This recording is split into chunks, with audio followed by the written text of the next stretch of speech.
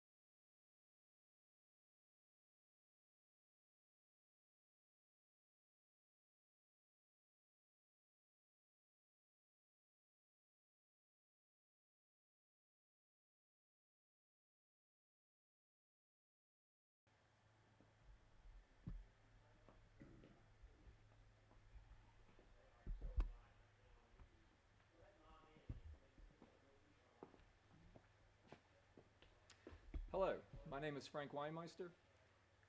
I'm the Director of Operations at Interspec Technologies, and welcome to our very first virtual trade show. In just a few minutes, we're going to be giving you information and demonstrations on some of Interspec's exclusive non-destructive techniques that we were going to show at the NACE Corrosion show in Houston last week, which has unfortunately been postponed, and we hope that we'll see you in June. And just like any other trade show, we do have prizes that we will be giving away at the end of the show. Later on, we will be showing you how to register for those prizes. But we would like to tell you one thing before we get started, and that is that Interspec is open for business, and we intend to stay that way for the foreseeable future, and that's to support all of our customers and representatives across the world. So without any further hesitation, I would like to introduce the President and CEO of Interspec, Mr. Borja Lopez. Hi, Frank. Let's stay at the prescribed distance. So thank you for tuning in. Like Frank said, we're trying to stay in touch with our customers, our friends in this complicated situation. So since you're probably watching us from home, we're trying to be as entertaining as possible and learn something in the process. So what we got here is all our portable instruments that we've developed over the years.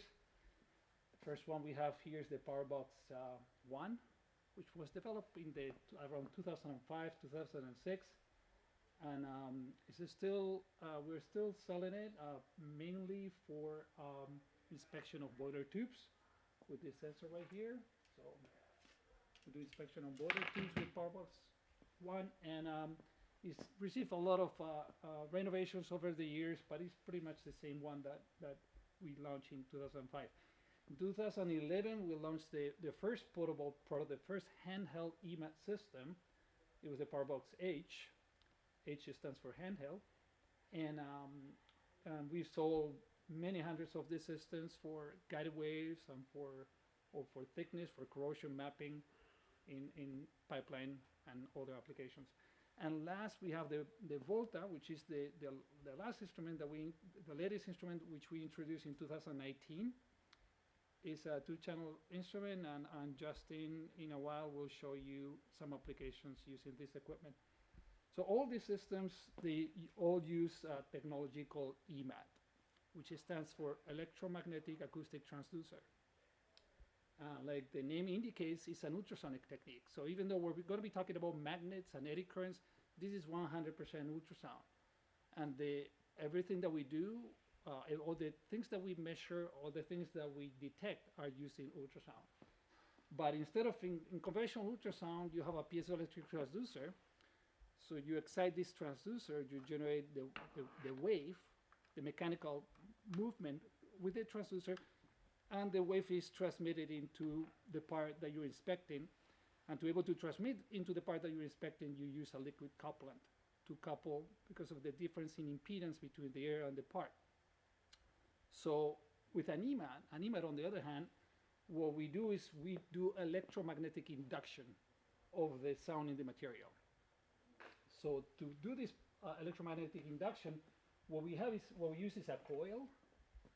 It's a coil of wire, and the coil of wire generates eddy currents on the surface of the material, and then we use a magnet, either a permanent magnet or an electromagnet, and the combination of these two forces, the combination of the electrical field and the magnet, generate the mechanical force. It's the vectorial result of these two forces. So you might remember the right-hand rule when you have two forces, in this case a magnetic force and an electrical force.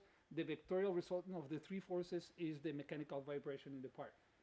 So let me demonstrate you very quickly an EMAT. In this case, this is just a thickness gauge. Very simple. A sensor with a coil and a magnet. We put it on the part. We measure the time of flight between the different back walls, and we give you the value. You can see it's extremely accurate. One of the nice things about EMAT is a very accurate reading. You can see down to 1/10,000 of an inch, or less than 5 microns. And so one of the advantages of EMAT, the most obvious advantage, is that you don't need couplant to generate the sound into the part. So it's completely dry. The second, and this allows us to do the inspections at very high temperatures, at very low temperatures. So very convenient for application of extreme temperatures. The other advantage of EMAT is that it's impervious to the surface conditions. So even if the part is corroded or coated, for example, so you can see the reading right here, 7532. I put a card, and it pretty much stays on the same value. 1/10,000 of an inch, which is probably just because I've moved it a little bit. So the second advantage of EMAT is that it's impervious to surface conditions. The part can be coated or can be corroded, and it still can be inspected. The third advantage is that the sensor deployment is much easier than with conventional UT. For example, if you on conventional UT, if you're trying to send the sound normal to the part, and if you change the angle of the transducer, the sound is going to move as you move the transducer, so it might not be bounced exactly from the back wall. With an EMAT, because the sound is generated in the part, even if I rock the transducer, you can see here I have like probably a good 5-7 degrees, and the value is still the same. So very, very forgiving. So even if you go to a round part, same thing. I can rock the part, I can rock the transducer on the curved part and get exactly the same value. So very, very forgiving to use in the field. And the last uniqueness about EMAT is that it can, because the sound is not refracted into the part, by changing the orientation of the coil of wire, of the direction of the eddy currents and the magnetic field, we can generate many different types of wave modes. For example, in this case, we are generated a shear horizontal wave mode at 0 degrees into the part. So this is not a longitudinal wave, a compression wave going into the part. This is a shear horizontal wave. We can also do conventional longitudinal or compression waves. We can do guided waves, etc. So what do we use? So the first application, obviously, is just thickness mapping, or thickness mapping or corrosion detection with spot checking. Try it again. I actually switched it over. Oh, you switched it over? Oh, okay, cool. So let's move over to this second guy. So right now, what I have is running just a little scanner with the same coil that we had right here, and I'm just going to be performing a scan on this tube. And you can see this tube is machine, so it's got different thicknesses. Another very nice thing about EMATs is that they don't fall. So you can scan it across this tube, and you can see how the different levels, and we can go down to 20 thousandths of an inch or half a millimeter in thickness. From half a millimeter thickness to over an inch in thickness with less than, with better than 5/10 thousandths accuracy. So anyway, the simplest and most obvious applications of EMAT, thickness mapping and corrosion detection. Now we're gonna start with more complicated applications, and for that, And before you go, Borja, we did have a Yeah. couple questions that came in while you were speaking, and oh, I'll get over here. So one of them, obviously, I don't think we're going to be showing anything about stress measurement today, possibly in Okay. a future trade show. But could you touch on Yeah, stress sure. measurement for just a second? yes. So for the technique for stress measurement is called we use what is called a Birefringence Measurement. So what we do is we take a sensor that has a linearly polarized transducer, and so it generates the sound. It generates the sound in one direction into the part, and then we take another sensor. In our case, it's a sensor that we developed. We have another coil mounted on top of it that inspects, that generates another shear wave at 90 degrees from the original. So what we do is we measure the velocity of sound at one point, and then the velocity of sound at 90 degrees from that point. And the difference, then we calibrate with a known stress, with parts with different stress, and then we provide the time of flight difference between the two linearly polarized measurements give you the stress. So I don't know if we don't have a stress. Well, we'll show you later. We can show you later one of the stress probes. I'm sure we'll have one. And then here. another question was about the PowerBox H. What is our current sales strategy for that? Some people have heard that we were discontinuing it, but we're still selling it. Are we still selling the PowerBox H in lieu of the Volta? Yeah, we are. We actually, what we did is we have now two PowerBox H's. We have the PowerBox H NB, which we only use for normal beam, and it's a simplified version, but with a new pulsar receiver that we recently developed. So this is actually the PowerBox NB, and then we have a slightly more expensive version which we use for guided waves.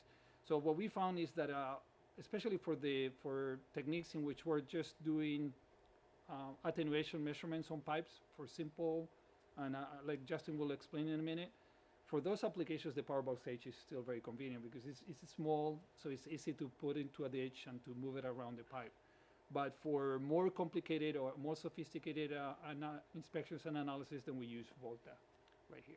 And then one last question, which I'll address the answer to, is that one of our friends asked if we're going to be showing any techniques or solutions for weld inspection.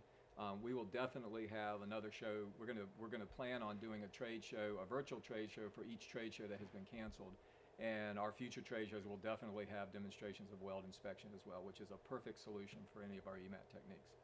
Yeah, especially for, well, I mean, and I didn't get into what are the disadvantages of EMAT. So we've all heard about the advantages.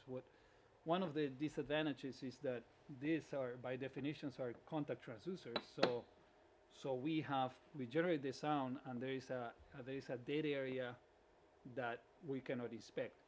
But we have recently developed and patented a new pulsar receiver that has a blind zone or a recovery time of approximately 2 microseconds, which in shear waves is about 3 millimeters of distance. So we only have a dead area of 3 millimeters. In some cases, even less than 3 millimeters, which is phenomenal for EMAT. So that's definitely one of the shortcomings. Another one is that this EMAT is a very inefficient way of generating sound, so you need a lot more power than conventional UT.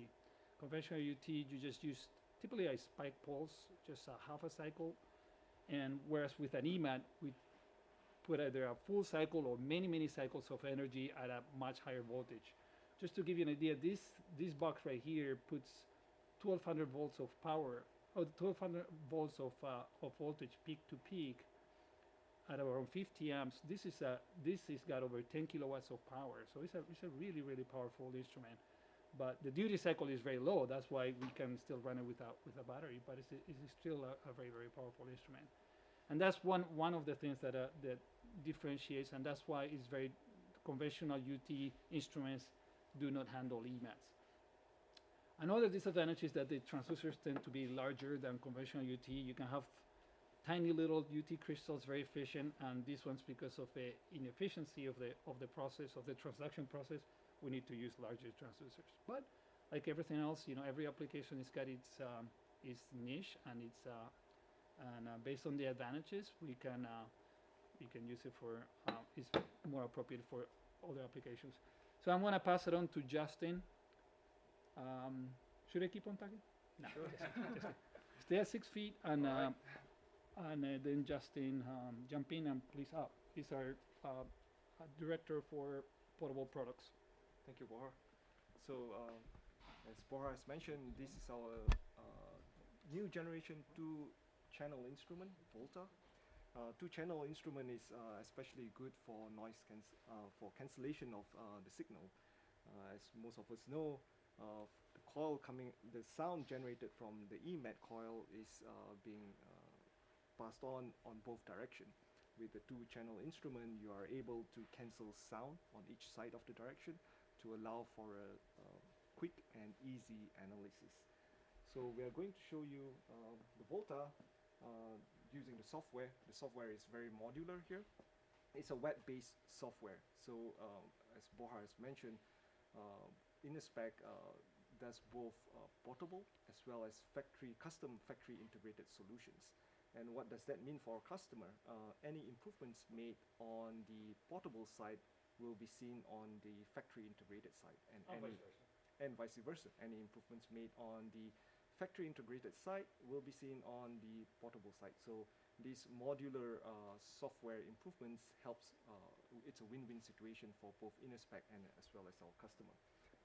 The web-based software as well, it allows for usage using the included tablet, as we have seen here, or you can use any of your laptop, which we are going to use for the show today because of easy larger screen analysis.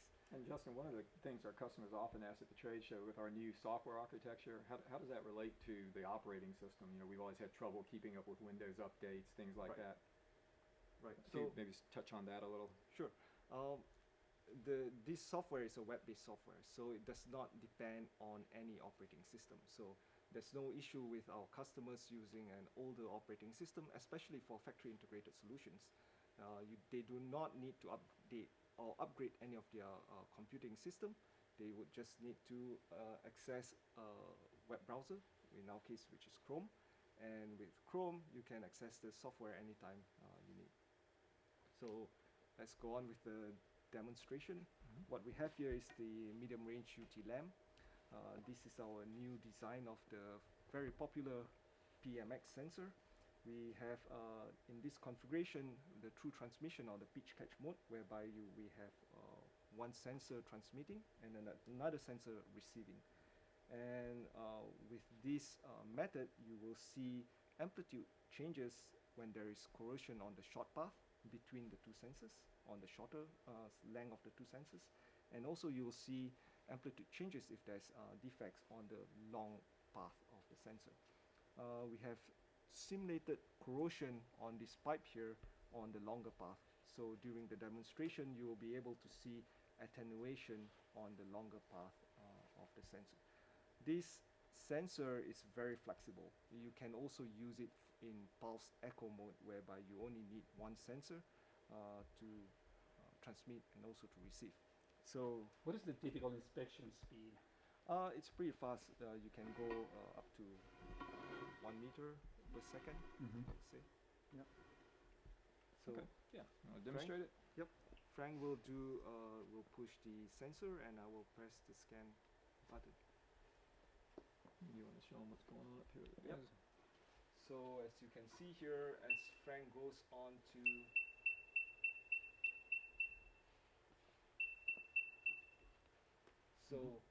the alarm is basically when the amplitude drops below the user-defined threshold.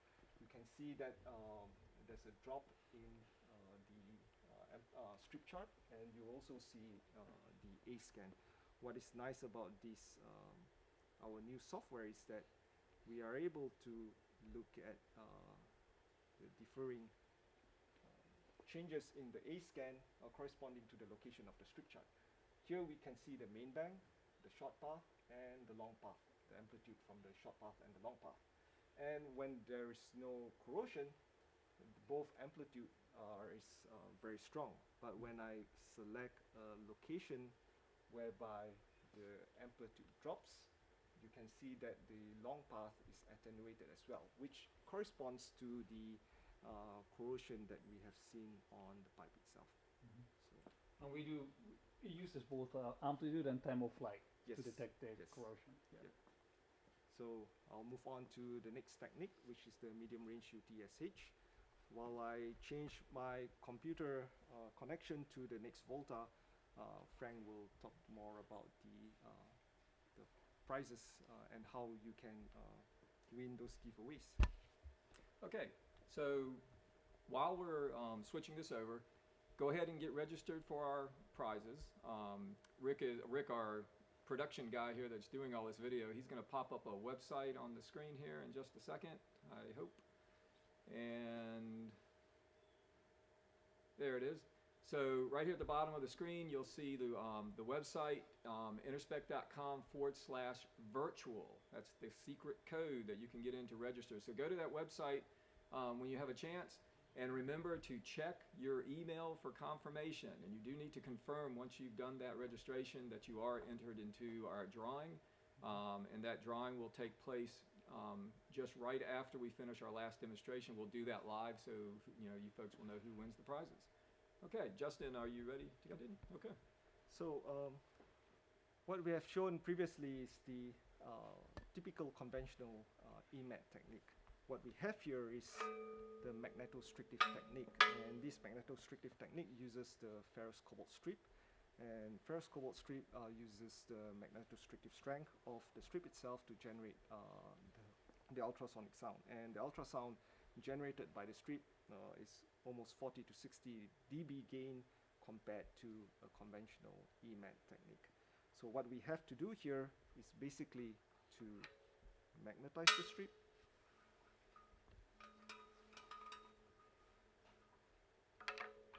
We have 4 defects on this pipe.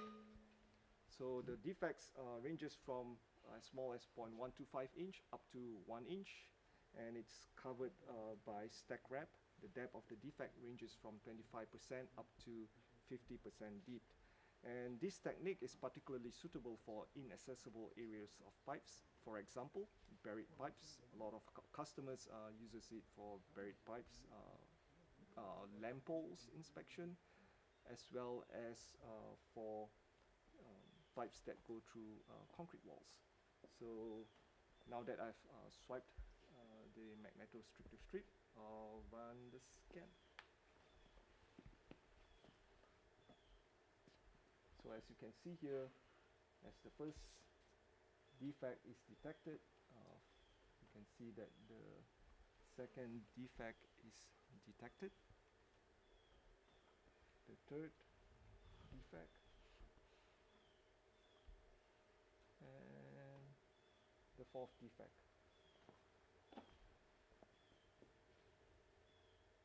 Stop. What is nice about this technique is that you can have a clear indication of where the defect is relative to the location of your test location, as well as the location circumferentially along the pipe. What we have is the main bang. We have a second strip here that is detected by the sensor. We have 4 defects that is perfectly cancelled. That's the beauty of the 2-channel Volta instrument, and we have a strong reflection from the edges. So Volta itself provides post-processing features within the Volta itself, but since this defect is nicely detected, we do not need that feature for now. Yeah, and on one clarification, you mentioned that we use the iron cobalt strip right here, and you use a magnet to magnetize the strip before the inspection. So what we do, this is iron cobalt. It's extremely magnetostrictive, and what we do is we heat treat this at inner spec. We buy the material and then we heat treat it with a special technique in magnetic field, so it locks in the grain structure of the material. So what we do is kind of like bring back the memory of this location of the grains. So what we do when we swipe with the magnet is just realign the magnetic field of the strip, which has already been annealed into the material. All right. For the next segment, we'll have to go to the outside location of our facility where we have our longer test loop to run the long-range UT. And Frank will Yeah, demonstrate. so while he's traveling, we're going to put up a screen one more time that's going to show you the location to go to register for the prizes. But I also want to just point out that as we travel to the outside, you can take your Volta with you, which you should be doing as you're an in-service inspector. You just throw it into your backpack that comes with your Volta, you grab your tablet, and off we go. All right.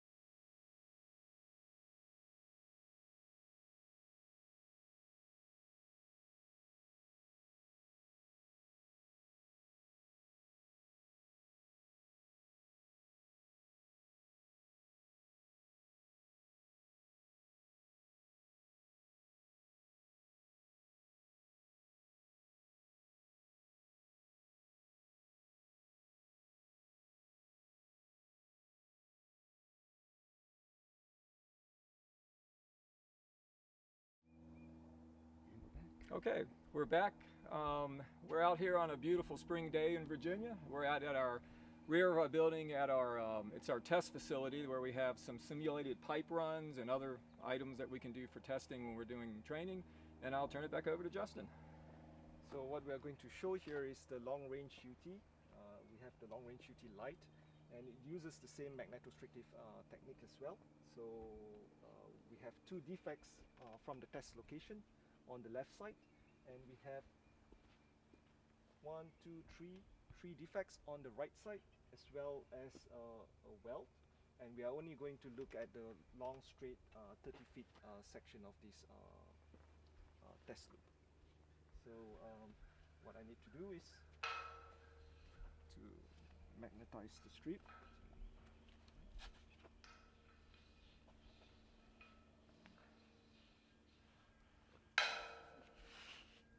Put the strip here. So what is nice about this strip is that it provides a pure axisymmetric wave mode, and this provides a good signal to noise ratio for good defect detection. How long does it go typically? Typically it goes up to 300 feet on each side of the pipe. Wait, On a very good, very clean, theoretical clean pipe, it can go up to 300 feet. But for the purpose of this demonstration, because our pipe is just 30 feet long, we are going to shoot 30 feet. And the defect here is ranges between 3/8 of an inch up to 3/4 of an inch. It's not a typical defect that you can detect from a long-range UT, but because this is a very simple and pure axisymmetric wave mode, the defect can be detected. So I'll run the scan real quick.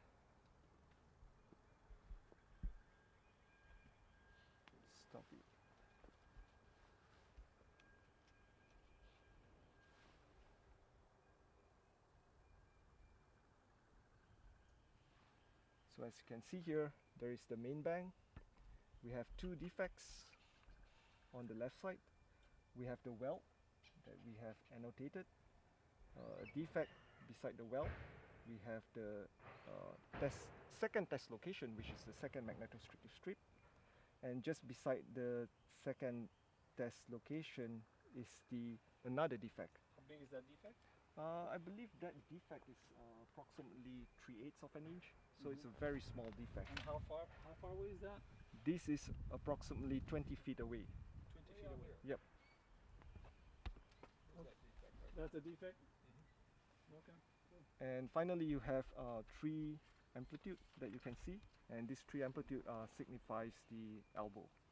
So we have the deck feature whereby you can categorize your defect accordingly. So this is it for the long range UT. So we do have a number of questions that have been coming in throughout this presentation, and just for the sake of conserving some time, what we'll do is we will send an email to everybody who registers for the gift, and we'll follow up with all the questions that were answered and with those answers to those questions. So right now, Rick, I think you're going to put another splash screen up one last time to get your registrations in. Remember to go to your email after you register and confirm your registration. Give us about 2 minutes. Just hang in there for 2 minutes and we will have the drawing and tell you who won the prizes. So stand by.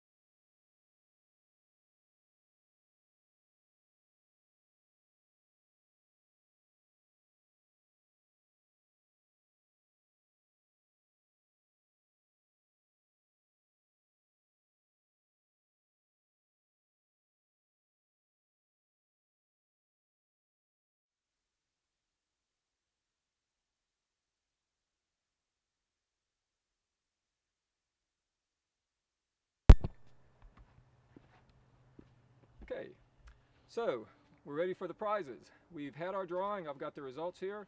The first prize we have is a Yeti Tumbler, and that is going to go to, and these are email addresses. It will be earamBula@dspiinc.com. So congratulations. We will be contacting you by email to give it so that you can give us your shipping address where you want these prizes shipped. Finally, the grand prize for today is the Yeti cooler. So that one is going to go to FJ Della Morena from technotome.es, and we will again be contacting both of you to get your addresses, and we'll get these shipped out today. So thank everybody for joining us for this virtual trade show. It's been a little hectic for us, but we are going to do more trade shows. Like I said, each one that gets canceled, we'll be setting up a virtual trade show to try to keep you guys informed and keep supporting all of our worldwide customers and representatives. So everybody stay safe, healthy and safe, and we'll see you soon.